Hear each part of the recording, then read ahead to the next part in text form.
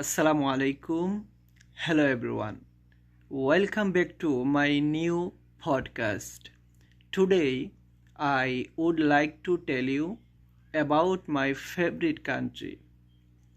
Please listen carefully and enjoy this podcast. Let's get started.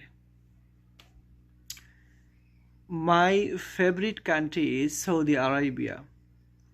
Saudi Arabia because Mecca and Medina are there, and the Holy Prophet Muhammad sallallahu alaihi wasallam, peace be upon him, was born there.